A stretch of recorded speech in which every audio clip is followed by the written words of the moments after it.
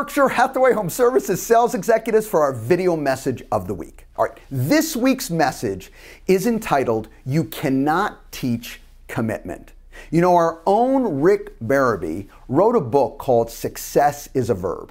You can pick it up on Amazon.com. And he talks about this concept of commitment. And I wanted to share with you just a couple items today that though we cannot teach it, it may help you stay true to the commitments you're making. First, you have to understand what is a commitment. It's two simple things. It's a choice and it's a promise. You make the choice to commit yourself and then you promise through thick and thin to follow through. So what are some ideas that we can give you here to make it a little bit easier for you to stay true to that commitment? Well, one, I want you to internalize that to stay true to a commitment, you have to have that daily engagement to mind, body, and environment. You understand that on a day-to-day basis, I need to set my mind right, I need to physically show up, all right, ready to do the proper actions, and I understand that my environment matters. Where I place myself, okay, around the people that I place myself around, that activity that breeds that commitment, okay, and that promise to be followed through is very, very important. So mind, body, and environment, that's what you're thinking about. Now, there's a trap that you can fall into, and that is this trap of overcommitting. You know, sometimes we get inspired and we get excited about something, and what we end up doing is we commit to this much, when truthfully, we were never really committed to this much. We were really committed to this much, and that's okay.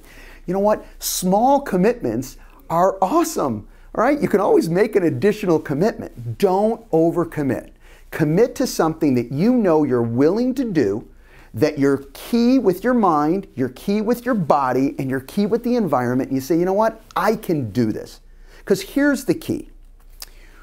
The actions you do will always honor your commitments. See, effective and proper actions will honor your commitments. So here's how this works. Have you ever written a plan and you write up the plan and it looks good on paper, and then when you actually do it, it's a lot harder, or it doesn't go exactly the way it's supposed to go? That's this key point with actions. When you've made this commitment and you've committed to these daily actions, it doesn't matter if it's not going exactly the way it's supposed to go. In fact, it never goes exactly the way it's supposed to go.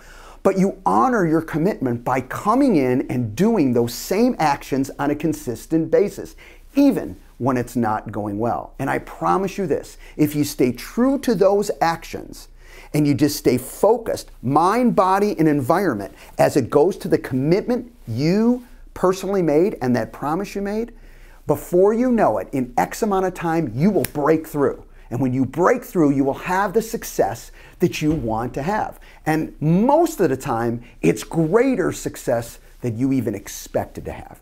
And last, but certainly not least, this tip is, you know, you've heard, you work hard, okay? You learn hard, meaning you always are insatiable to learn more, work on your skill set, but I don't want you to forget to play hard too.